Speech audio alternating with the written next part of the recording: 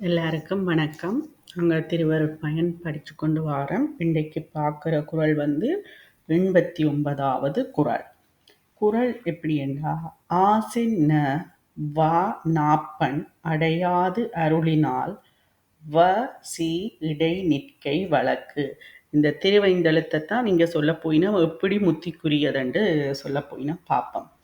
விளக்குதல் என்ற தலைப்பில் என்ன சொல்லினோம்டா, சிவாய நம என திருவைந்தெழுத்தை சிகாரம் முதலாக வைத்து ஓதும் பொழுது ஆன்ம எழுத்தாகிய யகாரம் நகாரத்துக்கும் பகாரத்துக்கும் இடையே நிற்கிறது.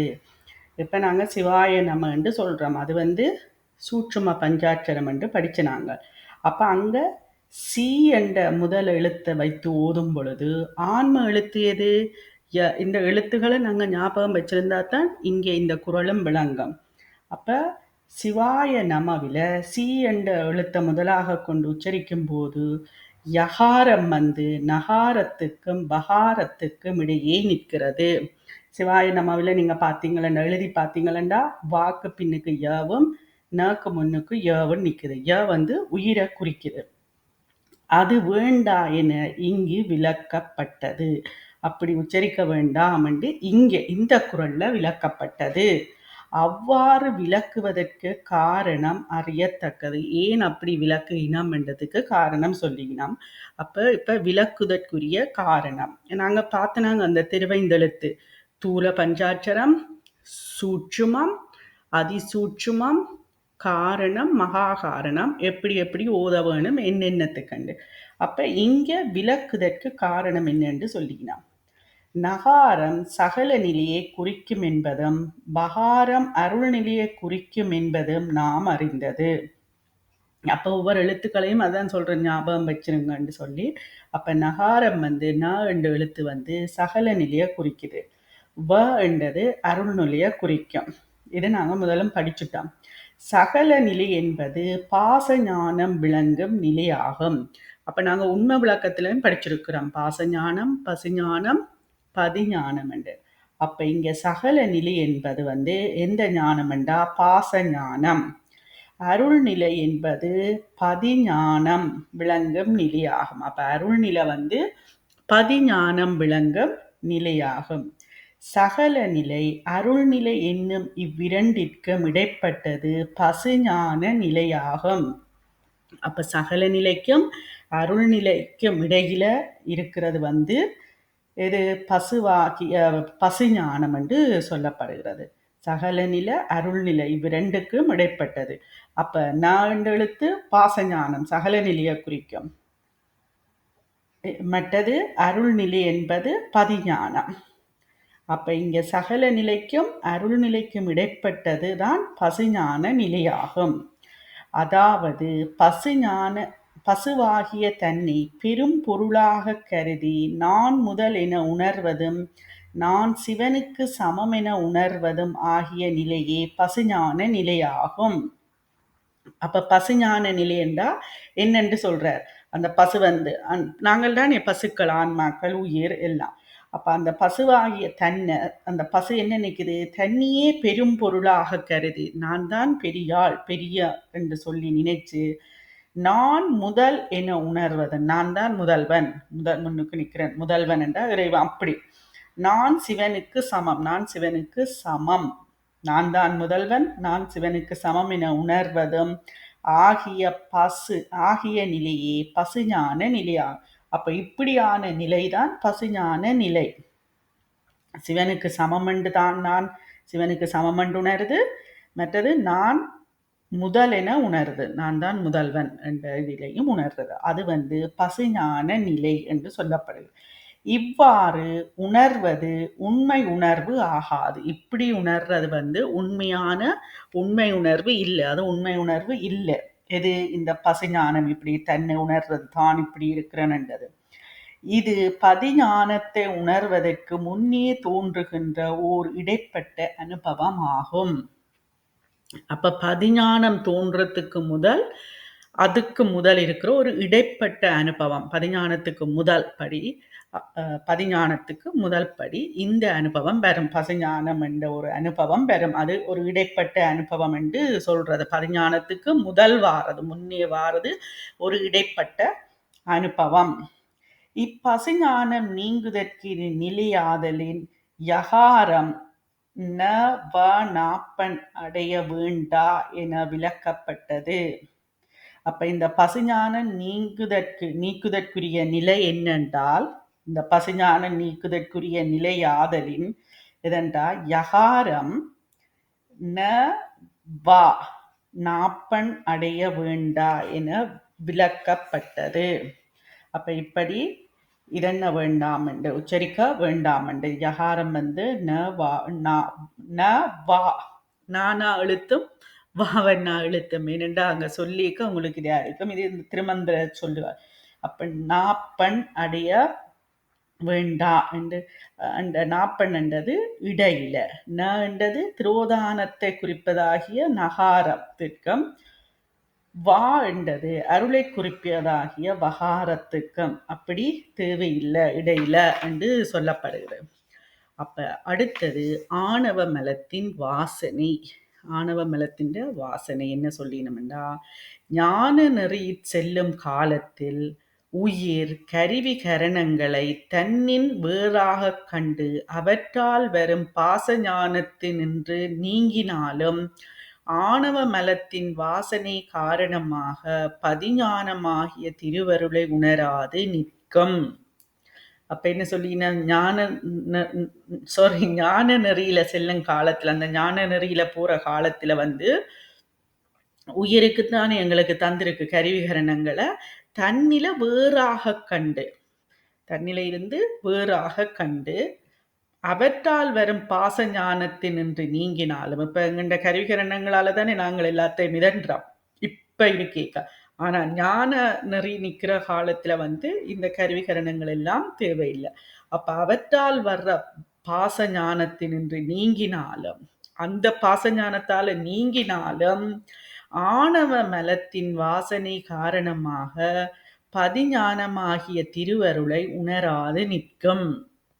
இந்த கருவிகரணங்களால வார பாச ஞானத்துல நின்று நீங்கினாலும் ஆணவ மலத்தின் வாசனை காரணமாக, ஆணவ மலத்தின் வாசனை காரணமாக பதிஞானமாகிய திருவருளை உணராது நிற்கும். அப்ப ஆணவ மலத்தின் வாசனை, அம்மல வாசனை உயிருக்கு நான் என்னும் செருக்கினை உண்டாக்கி மேற்கூறியவாறு நான் முதல் நான் சிவசமம் என்னும் பசுஞான நிலைகளை அடைவிக்கும்.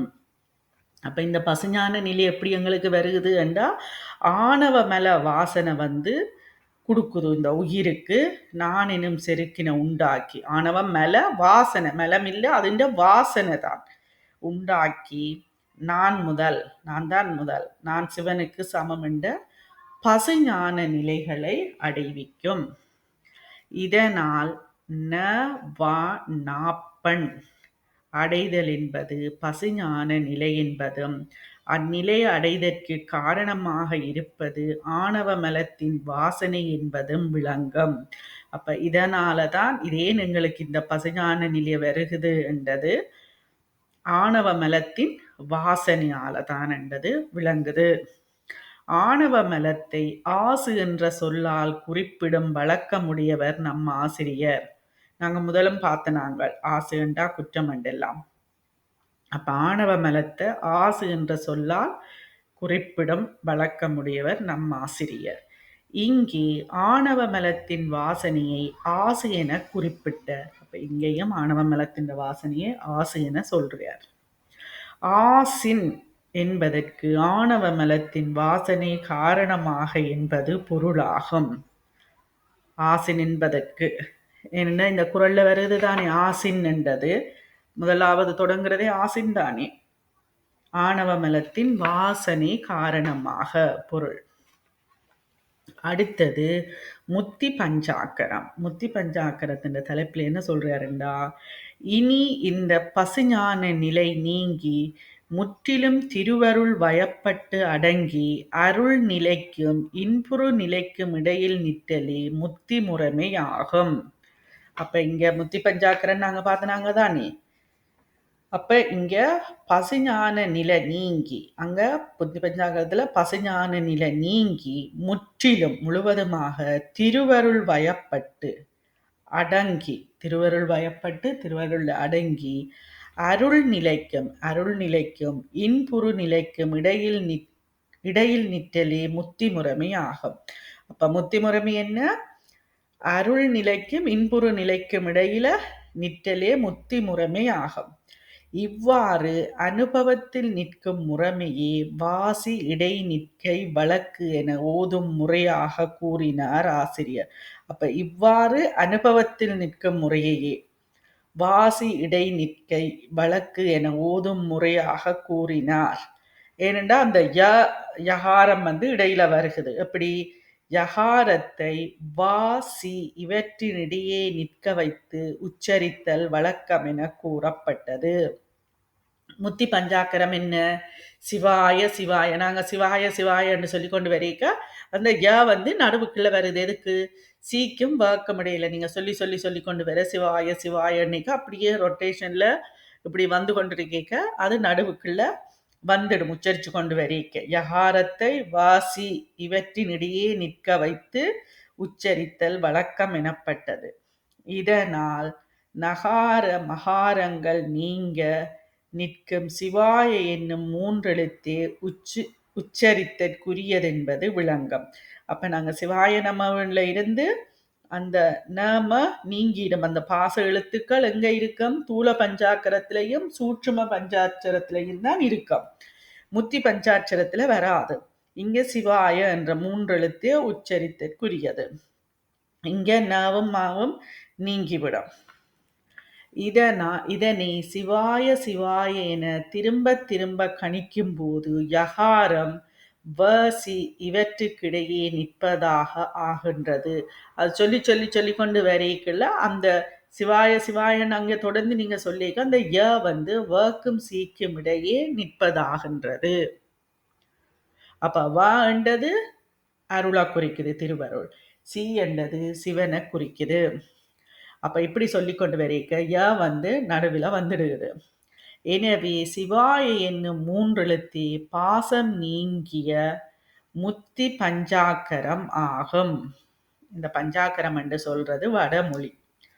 அப்ப சிவாய என்னும் மூன்றெழுத்தே பாசம் நீங்கிய முத்தி பஞ்சாக்கரம் ஆகும். இதனை அதிசூக்கும பஞ்சாக்கரம் என்பர். அப்ப முத்தி பஞ்சாக்கரமும் அதிசூக்கும பஞ்சாக்கரம் ரெண்டுமே ஒன்றுதான். இங்க சிவாய என்ற மூன்று எழுத்து தான் வரும். இவ்வாறு இச்செய்யுளில் சிவாய நம என சிகாரம் முதலாக ஓதினால் யகாரம் நகார வகாரங்களுக்கு இடையே நிற்கும் ஆதலால் அவ்வாறு ஓதுவதும் முத்தி முறைமை ஆகாது என விளக்கி வசி இவற்றுக்கிடையே நிற்க ஓதுதலே முத்தி பஞ்சாக்கரம் என்பது உணர்த்தப்பட்டது. இம்முத்தி பஞ்சாக்கரம் குருமுகமாக உபதேச முறையால் உணர்தற்கு உரியது. அப்ப இந்த செய்யுள்ள என்ன சொல்லினோம்? சிவாய நம என சிகாரம் முதலாக ஓதினால் யகாரம் நகார வகாரங்களுக்கு இடையே நிற்கும். நக்கம் பக்கம் இடையில தானே நிற்கும். ஆதலால அவ்வாறு ஓதுவதும் முத்தி முறைமை ஆகாதென விளக்கி, அவ்வாறு ஓதுறது முத்தி முறைமை ஆகாது என விளக்கி வா சி இவற்றிற்கிடையே இடையே நிற்க ஓதுதலே முத்தி பஞ்சாக்கரம் என்பது உணர்த்தப்பட்டது. அப்ப அப்படி ஓதக்கூடாது. நவ என்ற இடையில யகாரம் வரக்கூடாது. சிவாய நமன்னு சொன்னா எப்படி வரும்? நக்கம் பக்கம் இடையில தான் அந்த வரும். அப்படி ஓதுறது முறைமையாகாதுன்ற அதை விளக்கிட்டு வசி இவற்றுக்கு இடை நிற்க ஓதுதலே முத்தி பஞ்சாட்சரம் என்று உணர்த்தப்பட்டது. இம்முத்தி பஞ்சாக்கரம் குருமுகமாக உபதேச முறையால் உணர்தற்கு உரியது. அப்ப இந்த முத்தி பஞ்சாக்கரம் குரு உபதேச முறையால உணர்தற்குரியது என்று சொல்லப்படுது. அடுத்து முரண்பாடு இல்லை. இங்கு ஓர் ஐயம் எழலாம். 87ஆம் செய்யுளில் சிகார வகாரங்கள் முன் நிற்கும்படி சிவாய நம என ஓதி நின்றால் பிறவி நீங்கும் என கூறிய ஆசிரியர் இங்கு வேறு விதமாக வாசி இடை நிற்க ஓதி நின்றால் பிறவி நீங்கும் முத்தியாகும் என்பது பட கூறியுள்ளாரே. அப்ப என்ன, நாங்க 87வது செய்யுள்ள சிவாய நம என்று நாங்க சொல்லி கொண்டு வந்தா எங்களுக்கு பிறவி நீங்கும் என்று சொன்னவர். ஆனா இங்கு என்ன சொல்றார் இந்த குறள்ல, இங்க என்னது இந்த 89வது குறள்ல எப்படி சொல்றாருண்டா, வாசி இடை நிற்க ஓதி நின்றால் பிறவி நீங்கும், அப்ப முத்தியாகும் என்பது பட கூறினாரே. அப்ப இதுதான் முத்திக்கு என்று சொல்லி இருக்கிறாரு. இது முன்னுக்கு பின் முரணாக அல்லவா உள்ளது என்று கேட்கலாம். பார்ப்பதற்கு முரண்பாடு போல தோன்றினாலும் உண்மையில் இவ்விரண்டுக்கும் முரண்பாடு இல்லை என்பதை அறிதல் வேண்டும். என்ன சொல்றார், அங்க சிவாய நம என்று சோதினா எங்களுக்கு பிறவி நீங்கும் என்று நாங்க 87வது குறள்ல நாங்க பார்த்தனாங்க.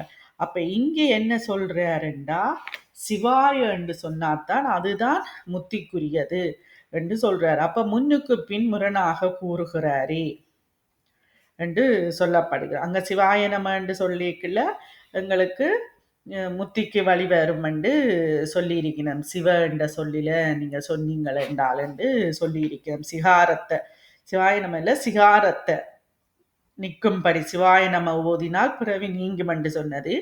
இங்க சிவாய என்று சொன்னான் வாசி, அப்படி சொன்னால் எப்படி ரெண்டுக்கும் உள்ள வித்தியாசம் முரண்பாடு இருக்குது என்ற ஒரு கேள்வி எழலாம்.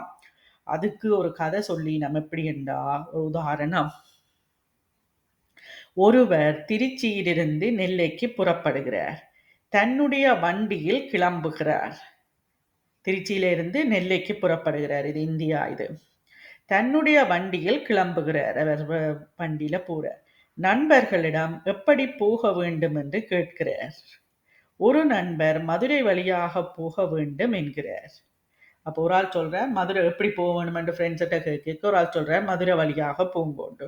மற்றொருவர் கோவில்பட்டி வழியாக போக வேண்டும் என்கிறார். இன்னொரு ஆள் சொல்றார் கோவில்பட்டி வழியாக போங்கோண்டு. இன்னொரு ஆள் சொல்றார் மதுரை வழியாக போங்கோண்டு. இருவரும் இருவிதமாக கூறினாலும் அவர்கள் கூறியதில் முரண்பாடு இல்லை. ரெண்டு பேரும் ரெண்டு விதமா சொல்லி இருக்கணும், ஆனா அங்க முரண்பாடு இல்லை.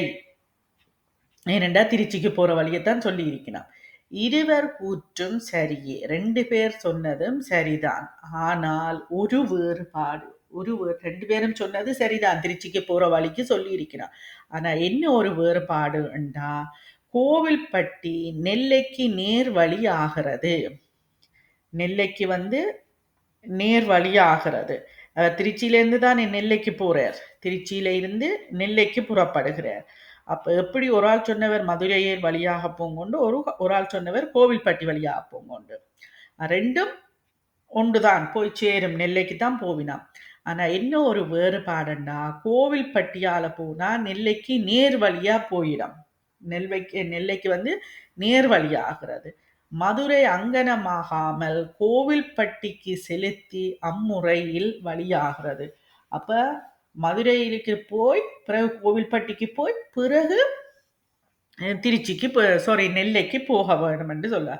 இதை சொன்னது கோவில்பட்டிக்கு நேர போகும். இதனை கருத்தில் கொண்டு பொருளுக்கு வருவோம். இது எங்களுக்கு ஒரு உதாரணமா சொல்லியிருக்கிறேன். இதை கருத்துல கொண்டு பொருளுக்கு வருவோம். வாசியிடை நிற்க ஓதுதலே முத்தி பஞ்சாக்கரம் என மேலே அறிந்தோம். அப்ப வாசியிட நிற்கத்தானே முத்தி பஞ்சாக்கரம் என்று பார்த்தனாங்க. முத்தி பஞ்சாக்கரம் அல்ல, அதிசூட்சும பஞ்சாட்சரம். எனவே அதுவே பிறவி நீக்குதற்கு நேர்வாயில் ஆகிறது என்பது தெளிவு. அப்ப முத்தி பஞ்சாட்சரம் தான் பிறவி நீக்குதற்கு நேர்வழி. எப்படி இந்த கோவில்பட்டி நெல்லைக்கு நேர்வழியோ அதுபோல முத்தி பஞ்சாக்கரம் பிறவிக்கு நேர்வழி. முன்னே என்றது 87வது செய்யுள்ள சிவாய நம என ஓதி நின்றால் பவம் தீரும். பவம் என்றது பிறவி தீரும் என ஆசிரியர் கூறியது பிறவி நீங்குதற்கு அது நேர்வாயில் ஆகிறது என்னும் கருத்தினால் அன்று. அப்ப சிவாய நம என்று சொன்னாலும் பிறவி தீரும், ஆனா அது நேர்வழி ஆகாது. நேர்வழி என்று சொல்லல, என்ன அந்த கருத்துல அவர் சொல்லல. எப்படி என்றா, மதுரை நெல்லைக்கு நேர்முறையில் வழியாகாமல் கோவில்பட்டிக்கு செலுத்தும் முகமாக வழியாதல் போல.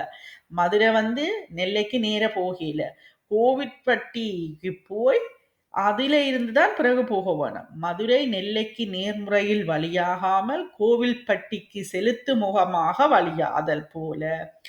அப்படி அதை எடுத்து உதாரணம் சொல்லியிருக்கேன். அப்ப உங்களுக்கு புரியும். சிவாய நம என்னும் 5 எழுத்து பிறவி நீங்குதற்கு நேரே வாயில் ஆகாமல். அப்ப சிவாய நம என்று சொல்ற 5 எழுத்து நேர பிறவி நீங்குதற்கு நேர் வாயில் ஆகாமல், அதுவே சிவாய என்னும் 3 எழுத்தாகிய அம்முத்தி பஞ்சாக்கரம் வழியாகவே பிறவி நீங்குதற்கு காரணமாகிறது என்பதே கருத்தாகும். அப்ப நீங்க சிவாய நம என்று சொல்லி கொண்டு வரைக்க பிறகு சிவாயக்கு போய் சிவாயவில இருந்து பிறகு நேரடியா முத்தி பஞ்சாக்கரம் முத்திக்கு போகலாம், பிறவி நீங்குதற்கு போகலாம். இதனால் சிவமுதலே ஆமாறு சேரும் மேல் தீரும் பவம் என்று முன்னே குறிப்பிட்டது வழிமுறையால் வாயிலாதல் பற்றி என அறியலாம். வாயிலாதல் அப்ப என்ன சொல்றார், இதை வச்சு சிவமுதலே ஆமாறு சேருமேல் தீரும் பவம் என்று முன்னே குறிப்பிட்டது வழிமுறையால் வாயிலாதல் பற்றி என அறியலாம். அப்ப இதுதான் அதுக்கு விளக்கம் சொல்லி இருக்குது. பொருள் என்ன சொல்லினோம்னா, திரோதானத்தை குறிப்பதாகிய நகாரத்துக்கும், திரோதானத்தை குறிக்கிறது நகாரம், அருளை குறிப்பதாகிய வகாரத்துக்கும் இடையே ஆன்ம எழுத்தாகிய யகாரம் நில்லாமல் அவ்வகாரத்துக்கும் சிவத்தை குறிப்பதாகிய சிகாரத்திற்கும் இடையில் நிற்றலே முத்தி முறைமை ஆகும். அப்ப திரோதானத்தை குறிக்கிறது நகாரம், அருளை குறிக்கிறது வகாரம். அப்ப இடையில அந்த ஆன்ம எழுத்தாகிய வகாரம் அதுக்குள்ள நில்லாமல் அவ்வகாரத்துக்கும் சிகாரத்தை சிவத்தை குறிப்பதாகிய சிகாரத்துக்கும் இடையே நிற்றல். அப்ப அந்த முத்தி பஞ்சாக்கரம் சிவாய என்று சொல்றதுதான் முத்தி முறைமையாகும் என்று இங்க சொல்லப்படுகிறது. நீங்க அந்த எழுத்துக்களை ஞாபகம் வச்சிருந்தா தான் என்ன பொருள், ஒவ்வொரு எழுத்தும் என்ன பொருளை குறிக்கிறது. அந்த சீயண்டா சிவனை குறிக்குது, வேண்டா திருவருளை குறிக்குது, ஏண்டா அதை தெரிஞ்சு வச்சிருந்தா தான் இந்த திருவைந்தெழுத்து என்ன சொல்லுகினம் என்றது பொருள் உங்களுக்கு கருத்து ஈஸியாக விளங்கும். இப்ப சொற்பொருள் விளக்கத்தை பார்ப்போம். ஆசின் என்றா ஆணவ மலத்தின் வாசனை காரணமாக திரோதானத்தை குறிப்பதாகிய நகாரத்துக்கும் வா அருளை குறிப்பதாகிய வகாரத்துக்கும் நாப்பண் என்றது இடையில் அடையாது ஆன்ம எழுத்தாகிய யகாரம் நில்லாமல். அடையாதுண்டா நில்லாமல், அதுக்கு பிரக்கெட்டுக்கு போட்டிருக்கணும். ஆன்ம எழுத்தாகிய யகாரம் அருளின் துணையினால் வா அருளை குறிப்பதாகிய வகாரத்திற்கும் சிவத்தை குறிப்பதாகிய சிகாரத்துக்கும் இடையில் நிற்றலே வழக்கு முத்தி முறைமை ஆகும். அப்ப இதுதான் 89வது குறள். நாங்க இந்த வருஷத்துக்குள்ள இந்த டிசம்பருக்கு நாங்கள் இந்த திருவருட்பயன் 100வது குறள் முடிஞ்சா நாங்க சிவப்பிரகாசத்தை படிக்கலாம். இவ்வளவு நேரமும் பொறுமையாக இருந்து கேட்ட எல்லோருக்கும் நன்றி.